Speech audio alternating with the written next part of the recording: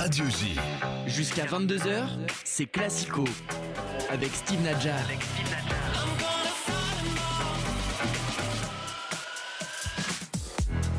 Bonsoir, bienvenue dans Classico, votre émission foot sur Radio J.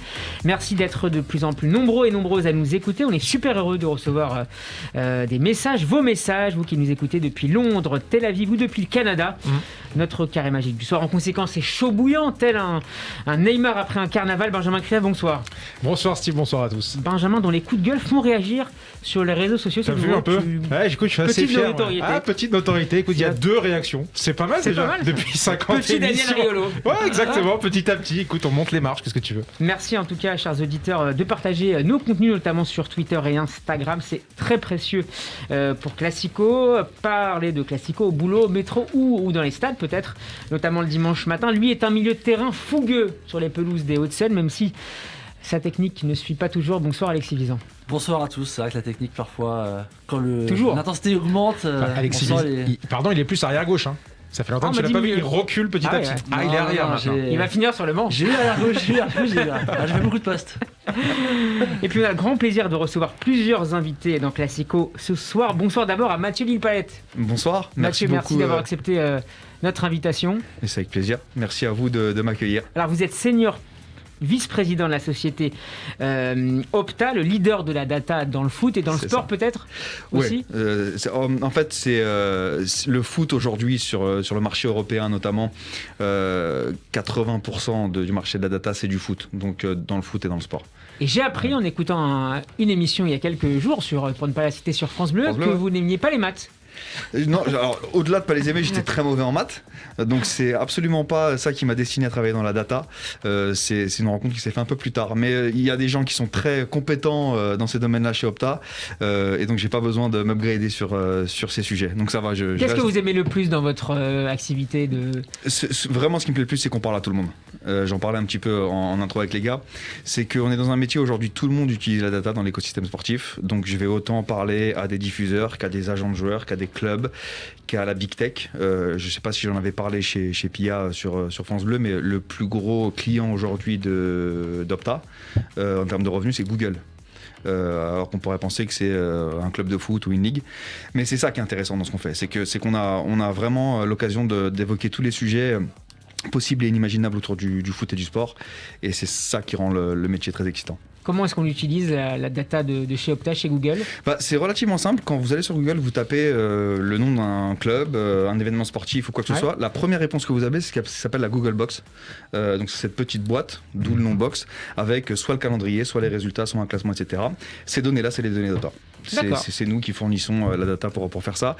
Et comme vous pouvez l'imaginer, il y a quand même pas mal de requêtes Google sur les sujets du sport.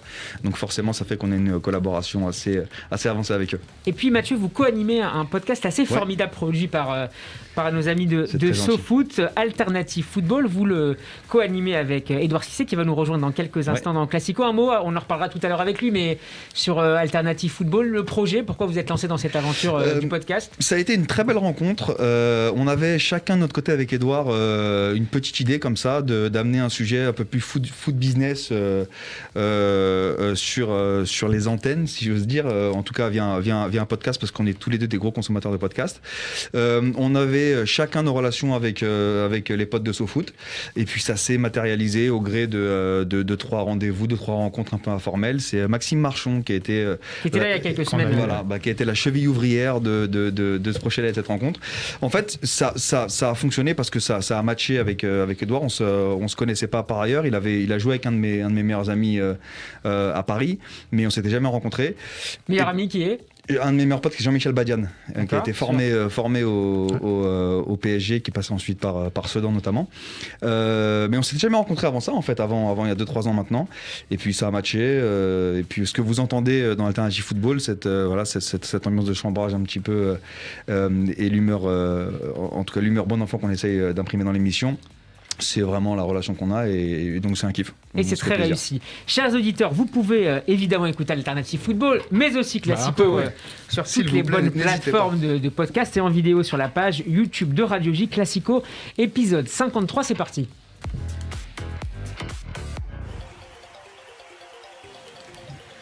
Le PSG affronte ce soir Nice au moment de la diffusion de l'émission pour le dernier match des huitièmes de finale de la Coupe de France. Mauricio Pochettino devra composer avec 9 absents, notamment Neymar, Wijnaldum et Ramos blessés. À cela, on peut ajouter les 6 Parisiens actuellement en sélection, notamment Abdou Diallo, Idrissa Gueye ou encore Achraf Hakimi. Du côté des Sud-Américains, Marquinhos, Di Maria et Navas ont été retenus pour des matchs de qualification à la Coupe du Monde 2022. Est-ce que, ceci étant dit, malgré ces absences, c'est un vrai match test à votre avis, ce PSG-Nice PSG. Pas jamais, je t'appelle PSG. Tu incarnes le PSG. Ça me fait bien plaisir. Ça, c'est un joli surnom. Ouais, c'est pas mal. Écoute, oui, pour répondre à ta question, je crois que, comme on l'a dit déjà, le Paris Saint-Germain est sur une bonne lancée là, depuis la reprise, depuis Brest, depuis Reims. On a vu des meilleures prestations, je trouve, collectivement, individuellement, du mouvement, tout ce qu'on disait déjà un peu la semaine dernière. On n'était pas tous d'accord la semaine dernière. On n'était pas tous d'accord. Voilà, c'est ce que je disais, donc je suis encore d'accord avec ce que j'ai dit la semaine dernière. C'est déjà pas mal, ouais. Mais là, tu passes un échelon supplémentaire avec Nice, qui est évidemment une meilleure équipe que Reims et Brest. Et le match se rapproche, donc tu l'as dit, il y a des absents, mais pour autant, il faut commencer à dessiner l'équipe qui va affronter le Real Madrid au match aller. C'est dans 15 jours, c'est plus proche. Voilà, mais donc on a eu le débat sur 3-5-2, pas 3-5-2. Bon voilà, là encore une fois, le match il arrive très vite, tu joues un adversaire qui est à de bon niveau.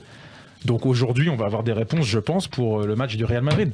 Mathieu ? Sur les joueurs aussi, les choix des joueurs. Moi, je suis assez d'accord avec ça dans le sens où je pense que c'est vraiment le début du cycle de la préparation pour Madrid. Donc en ça, c'est un vrai test. En ça, il faut commencer à mettre des choses en place qui vont ressembler à ce qui va se passer lors de la double confrontation. Et donc, il faut vraiment le voir dans cet esprit-là. Malgré les absents, ça reste le Paris Saint-Germain avec l'effectif qu'on lui connaît.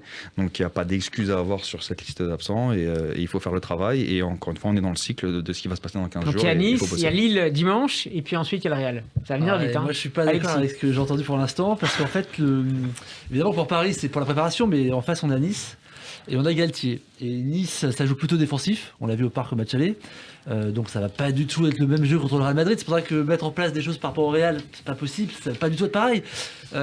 Galtier, il dit qu'il va mettre sa meilleure équipe, mais on se souvient que l'année dernière avec Lille, quand il a joué le PSG en Coupe de France, il a bazardé le match pour se concentrer sur le championnat. Et là, Nice, par rapport à leur position en championnat, ils sont en train de jouer à la Ligue des Champions. Donc j'espère qu'on va avoir un bon Nice. Tu penses qu'il pipote un peu dans sa com, Galtier. Avec Galtier, on le connaît, et puis c'est stable, c'est du 4-4-2. J'espère qu'on va avoir le match qui se déroule en ce moment, du coup, que ça va bien que ça va être une belle opposition. Quoi qu'il arrive, Nice a quand même une équipe avec des joueurs qui vont pas, quand je dis bazarder le match, ils vont pas laisser la porte ouverte, mais ça n'a pas du tout le même style de jeu contre le Madrid. Et donc, attendre de ce match-là des enseignements pour Madrid, je trouve que c'est... Non, c'est pas une question d'enseignement. C'est pas direct. Le seul truc intéressant, par contre, c'est pour Messi. Parce que Messi qui est pas arrivé un instant, Messi. Ça veut pas dire que Nice et Real Madrid c'est le même combat. Ça veut dire que quand tu es le Paris Saint-Germain, tu mets des choses en place que tu peux pas, parce que c'est pas pareil. Ça joue pas pareil. Peu importe. Il y a beaucoup d'absents. Bien sûr, évidemment, mais c'est aussi, il y a deux choses à mon avis. Il y a quand tu es le Paris Saint-Germain, déjà tactiquement ou en tout cas sur le terrain, tu dois imposer ton jeu, tu dois faire jouer Messi, tu dois inculquer une identité de jeu. Donc ça fait partie de ces matchs où contre Nice, contre Brest, contre Reims, tu dois imprimer cette empreinte et qu'on commence un peu à voir. Et deux, il y a aussi le mental. C'est très important d'arriver dans un match si important comme le Real Madrid en ayant engrangé des victoires et des bonnes prestations et des bonnes copies. Exactement. Et pour les joueurs qui vont jouer contre Nice et qui joueront peut-être pas tous contre Madrid, peu importe. C'est important d'arriver avec le plus de joueurs en confiance possible. Mathieu, tu peux leur couper la parole. Tu dois leur couper la parole, surtout Alexis. Mathieu, il paquet. Je respecte la dynamique de l'émission, donc je me permets pas tout de suite. Au contraire, vas-y. Non, mais il y a pour moi, quand tu es effectivement le PSG, tu dois aussi travailler ton animation indépendamment des équipes contre qui tu vas jouer. C'est là où je te rejoins. C'est-à-dire que je suis d'accord avec toi, on joue pas Nice comme on joue le Real, on joue contre très peu d'équipes comme on va jouer contre le Real. En revanche, c'est important d'arriver avec certaines certitudes, et c'est là où je te rejoins dans ce que tu as dit, c'est Messi. C'est-à-dire que tu dois travailler pour faire en sorte que Messi, dans 15 jours, il soit en termes de confiance, en termes de rythme, et en termes d'automatisme avec les joueurs avec qui il jouera contre Madrid, qu'il soit potentiellement au top ou au plus haut de ce qu'il puisse faire depuis qu'il est arrivé. Alors comment on fait ça justement, Mathieu ? Ça fait maintenant presque 6 mois que Messi est arrivé à Paris en Ligue 1. Il en a un but. Ouais. On est très très loin des standards auxquels il nous a habitués depuis le début de sa carrière. Opta indique 4 poteaux, ou 5 poteaux en plus. C'est fort possible. J'ai pas fait mes devoirs, je suis pas arrivé avec les stats sur Messi, mais effectivement il a beaucoup tapé les poteaux. En revanche, ce qu'on a vu, c'est pas parce qu'on est Opta qu'on l'a vu, ce que tu vois clairement, c'est l'apport en Ligue des Champions. C'est aussi parce que je pense que Messi, qui est aujourd'hui un joueur d'un certain âge, il sait choisir ses moments. Il a aussi raison, parce que tu entretiens ton corps en fonction du moment où tu as besoin de performer le plus, et que quand il joue en Ligue des Champions, il a plus petit peu plus sur le champignon, si vous me passez l'expression. Il est resté longtemps en Argentine, il a eu le Covid, il n'a pas joué pendant longtemps, donc je pense que ce qui est clé pour moi jusqu'à Madrid, c'est du rythme pour Messi. Le travail que tu fais chez toi en entraînement, ça n'a rien à voir avec l'intensité d'un match, donc qu'il ait des minutes, qu'il touche la balle. Il va pas beaucoup redescendre la chercher, donc il va falloir lui amener, et c'est là où je pense c'est important de travailler dans cet esprit-là. C'est toujours important, mais ce que je veux dire, c'est qu'il faudra pas tirer de conclusion trop importante de ce match-là. J'en conviens. Parce que si demain tu gagnes 4-0 ce soir, admettons, je sais pas si ça va, mais tu gagnes un gros score. Ouais. On va pas se dire qu'on va être 4-0 à Madrid. Là-dessus, on est complètement d'accord avec toi. Donc il n'y a pas d'enseignement. Je pense pas que c'est de l'enseignement, mais c'est un cycle de préparation. Voilà, c'est un cycle de préparation. On est à 15 jours du match. On a commencé avec un désaccord, on est finalement d'accord. On va poser la question à un de nos invités, Thibaut Brossard du site Paris Stade Germain. Bonsoir Thibaut. Bonsoir. Et merci d'être avec nous. Qu'est-ce que nous disent, on a un grand spécialiste de la data en plateau avec Mathieu, qu'est-ce que nous disent les dernières études, si vous me permettez l'expression, que vous avez fait sur le PSG, sur les datas des derniers matchs en particulier? Je crois que vous avez fait un article particulièrement remarqué sur Paredes. Les stats disent qu'il y a du mieux, c'est indubitable. Autant on était très critiques et les datas venaient confirmer ça sur la première partie de saison, les 19-20 premiers matchs. Autant il y a du mieux et les chiffres confirment l'impression visuelle sur les 2 derniers matchs. On a même mis en évidence effectivement que le match contre Brest était le meilleur de la saison, en tout cas d'un point de vue des indicateurs statistiques. Et contre Reims, ce qui ressortait particulièrement du lot, effectivement, c'était le match de Paredes. Mais pour répondre à votre question, oui, il y a vraiment du mieux depuis 2 matchs. Pour dire que c'était pas difficile de faire mieux, mais il y a du mieux. On met souvent en avant, Thibaut, la déficience en termes, sur le plan athlétique des joueurs du Paris Saint-Germain, notamment en Ligue des Champions. C'était le cas déjà il y a 2 ans, mais je crois que c'était le cas aussi ces derniers mois. Est-ce qu'il y a du mieux également de ce point de vue-là ? Alors j'ai du mal à avoir, je vais m'adresser à Mathieu, j'ai du mal à avoir accès aux données de kilomètres parcourus d'Opta, mais en Ligue des Champions, oui, le PSG est une des équipes qui court le moins. Donc j'ai du mal à vous répondre sur la Ligue 1, mais je pense que ça dépend beaucoup si Messi et Mbappé sont sur le terrain en fait. Les stats de kilomètres, on voit qu'il y a quand même de gros écarts entre Messi et Mbappé et le reste des joueurs. Mathieu, le paquet d'Opta. Bonjour Thibaut. Je peux vous donner un élément de réponse sur l'accès aux data physiques sur la Ligue 1. C'est-à-dire qu'on ne collecte pas les données physiques, donc ce qu'on appelle le tracking, comme les données techniques, tout ce qui se passe avec le ballon. On en parlait avant l'émission, tout ce qui se fait avec le ballon, c'est collecté dans des centres de collecte à partir du flux vidéo. D'accord ? Donc là, j'ai pas besoin de passer un accord avec la Ligue, j'ai simplement besoin de récupérer les flux vidéo, je peux collecter tout ce qui se passe avec le ballon. Ça se fait à la fois manuellement et... Ça se fait, c'est un software qui va aider des humains, 3 en l'occurrence, un pour chaque équipe et un data checker au milieu qui peut revenir et corriger en direct. Et ça, on a 350 types de catégories et sous-catégories, on a 2000 événements par match, et ça, c'est tout ce qui se passe avec le ballon. Pour le tracking, la particularité, c'est que ça se fait via une technologie optique. Optique, ça veut dire quoi ? J'ai besoin de caméras dans le stade. Pour pouvoir poser des caméras dans le stade, j'ai besoin de passer un accord avec ceux qui organisent la compétition. Donc je ne peux pas, comme je le fais sur les ligues que je décide de collecter moi en tant qu'Opta, juste ouvrir la porte du stade et aller poser mes caméras. Je dois passer un deal avec la Ligue. Une fois que je passe mon deal avec la Ligue, je dois négocier avec eux les conditions d'utilisation de cette data. Et là, les positions des ligues sont différentes. Vous avez des ligues qui décident d'ouvrir complètement les données de tracking. C'est pour ça que si Thibaut regarde sur la première ligue, il pourra beaucoup plus facilement les trouver parce qu'ils ont une politique de distribution qui est complètement différente. La LFP aujourd'hui a fait un choix différent, à savoir elle fournit ces données de tracking aux gens qui lui achètent des droits, elle les fournit à ses clubs. En revanche, moi en tant qu'Opta, j'ai pas la liberté de les distribuer à plus de gens sans leur accord. Et c'est une position qui se défend et qui se comprend, c'est parce que les données peuvent être considérées comme étant sensibles et faut pas oublier que la Ligue, c'est les clubs. On oppose souvent les instances dirigeantes et les clubs alors que les ligues ne sont que des conglomérats de clubs et qu'aujourd'hui dans la réflexion des clubs en France ils ne souhaitent pas que ces données et notamment ces données le côté granulaire de ces données, donc avoir les chiffres par joueur, c'est quelque chose qui doit être partagé à grande échelle et diffusé. Dans le cas de Messi, Mathieu, est-ce que la data est finalement l'élément le plus essentiel ou avec certains profils de joueurs il faut regarder autre chose? C'est une réponse que j'ai assez souvent. Pour moi la data n'est jamais la chose la plus plus essentiel. La data, ce n'est jamais plus qu'un outil. Et pourtant, mon métier, c'est de la vendre. Mais il ne faut pas considérer que la data donne des réponses absolues ou peut prendre une décision à votre place. Aujourd'hui, c'est un outil qui est standard, qui est utilisé par tout le monde. Parce que je ne peux pas vous citer un seul club qui ne regarde pas la data, que le coach l'aime ou l'aime pas. Aujourd'hui, on a des gens dans les clubs dont c'est le métier de la collecter, de l'analyser, etc. En revanche, elle n'est utilisable et pertinente que quand on a le contexte et la qualité, les skills pour pouvoir l'utiliser. Donc, est-ce que pour Messi, c'est pertinent de regarder la data ? Oui. Comme c'est pertinent Est-ce que ça l'est moins que pour Mbappé, par exemple ? Ça reste un indicateur. Ça reste un indicateur et un outil. Donc pour moi, c'est pertinent pour tous les joueurs, mais dans quel contexte ? Il ne faut pas isoler l'analyse de la data du rôle de Messi, des joueurs avec qui il joue, de l'adversaire et des éléments contextuels qui peuvent venir s'ajouter à l'analyse. Thibaut a fait une étude sur Paredes, c'est ce que tu disais en introduction, et moi j'ai envie de l'entendre là-dessus, c'est intéressant, parce qu'on a souvent reproché au PSG cette année d'avoir un milieu uniquement horizontal, passer la balle à droite à gauche, et on sentait là contre le dernier match notamment qu'on arrivait justement à plus avoir cette verticalité. Est-ce que c'est justement du fait de Paredes, et est-ce que justement, pour faire le lien avec ce qu'on disait tout à l'heure, est-ce que ça veut dire que contre le Real Madrid, on va devoir jouer avec Paredes, parce que qui sera le milieu de terrain du PSG ? T'as Verratti, t'as Gay, t'as Herrera, t'as Danilo et t'as Paredes pour les 3 places du milieu de terrain. Et t'as Wijnaldum même. Et t'as Wijnaldum, bon, enfin, ouais.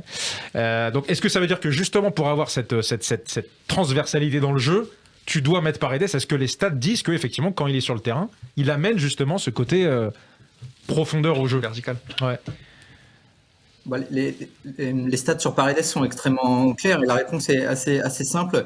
En Ligue 1, Paredes, oui, il a un apport considérable quand il joue, quand il est aligné notamment en sentinelle comme lors du dernier match. C'est un des joueurs qui fait le plus progresser le ballon en Europe. Je parle même pas ni du PSG ni de la Ligue 1. L'année dernière, sur les stats, il avait des stats quand on les compare à celles des autres milieux de terrain européens, il avait des stats à la Kroos ou à des tout meilleurs joueurs européens en termes de capacité à faire progresser le ballon. La limite de Paredes, on la connaît. C'est dès que le niveau s'élève, dès que l'intensité s'élève, dès qu'il joue moins dans un fauteuil, entre guillemets, en Ligue des Champions. Parce qu'il est trop lent, Thibaut. Pas du tout les mêmes stats. Parce qu'il est trop lent dans l'exécution de ses gestes.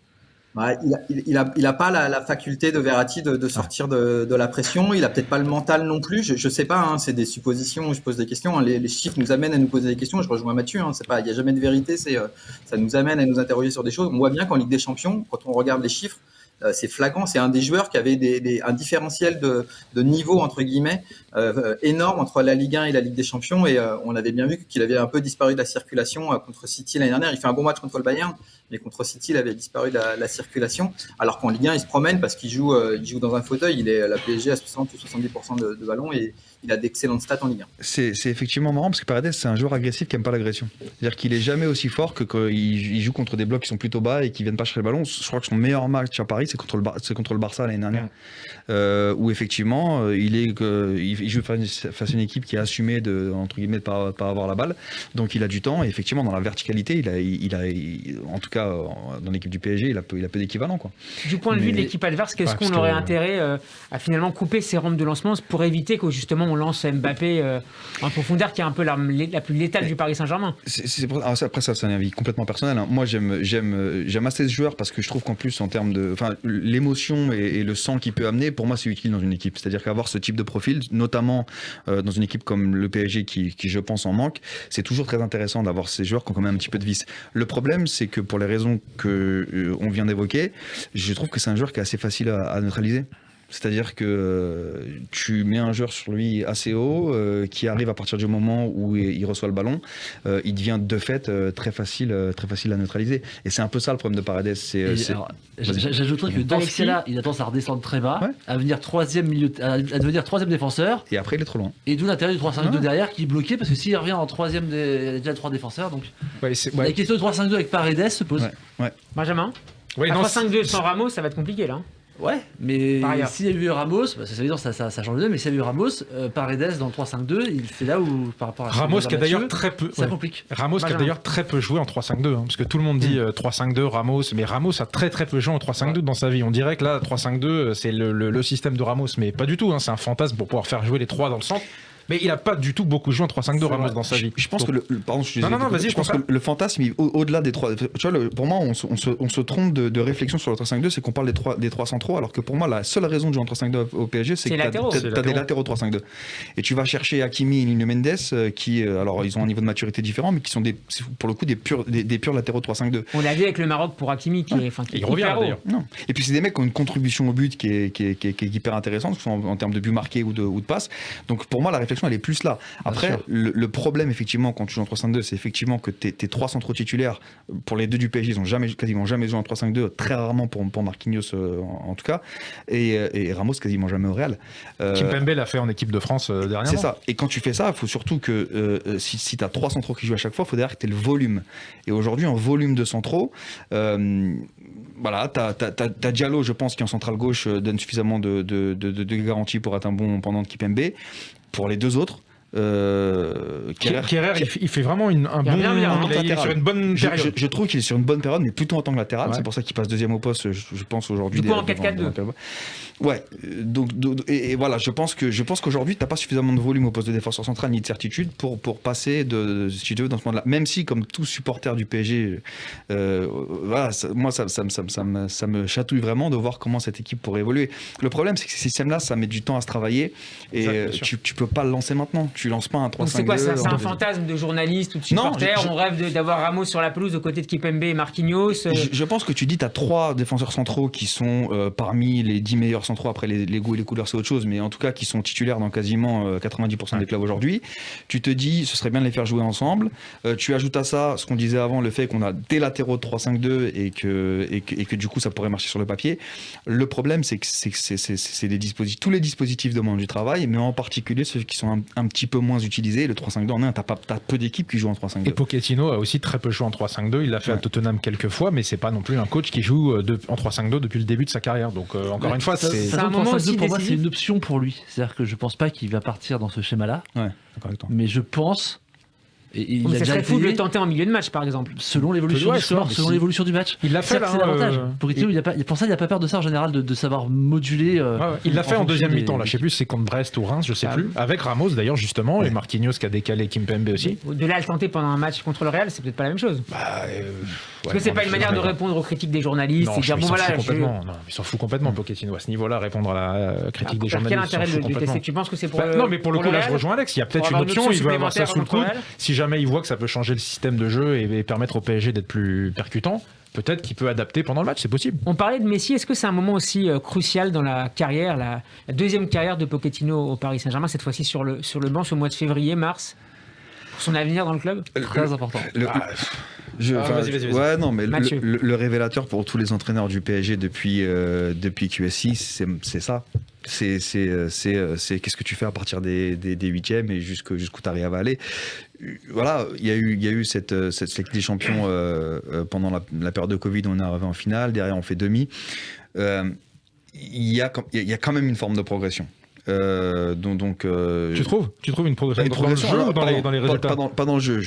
Il y a une progression. D'arriver en finale, demi-finale des champions. Donc progression, que ce soit avec Tuchel ou avec Pochettino. Exactement, dans la construction de ton histoire des champions, c'est que tu vas plus loin que d'habitude. C'est ça.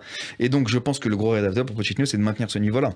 Quand tu regardes les équipes qui ont gagné la Ligue des Champions, à part quelques exemples très précis comme Porto ou d'autres, c'est en général des équipes qui s'invitent dans les derniers carrés régulièrement, qui jouent. On peut penser au Bayern, on peut penser à Liverpool. Le travail du PSG, c'est de maintenir ce niveau de performance pour un jour arriver à passer la dernière marche.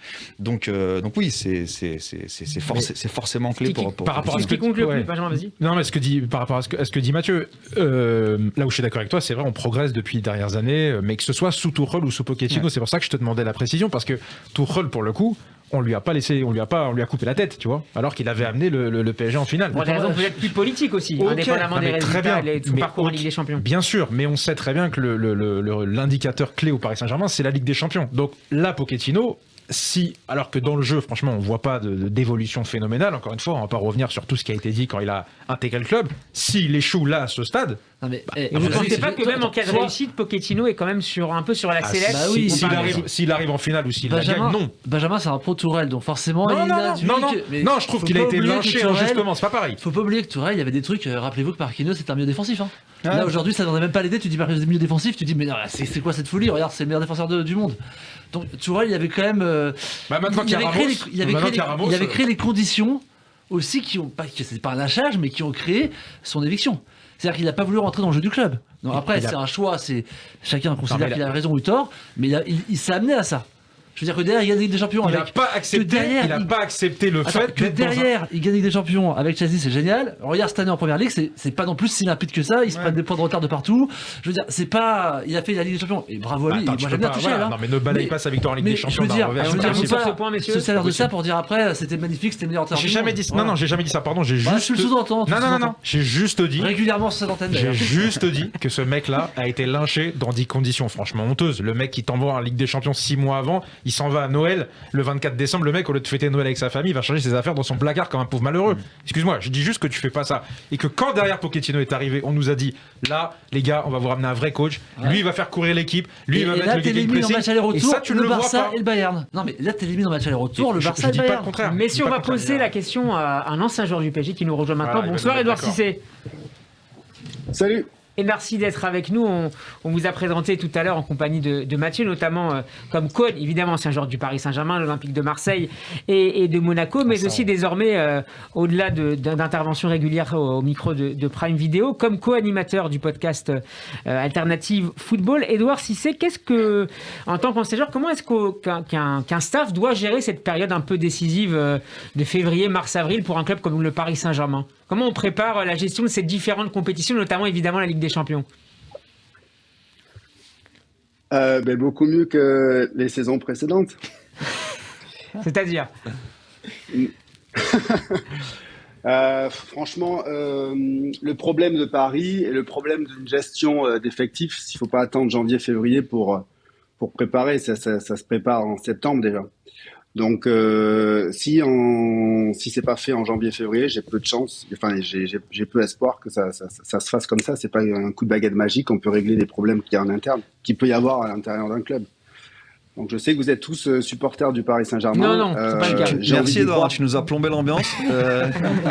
Non, je viens d'arriver, j'entends ça. T'es rentré avec style là. Voilà. Donc. Le souci de Paris, c'est toujours à chaque fois janvier-février. On espère qu'ils vont trouver la solution, mais c'est pas une solution qu'on trouve en un mois. Qu'est-ce qui marche pas en ce moment, Edouard Cissé? C'est l'identité de jeu qui est un peu déficiente.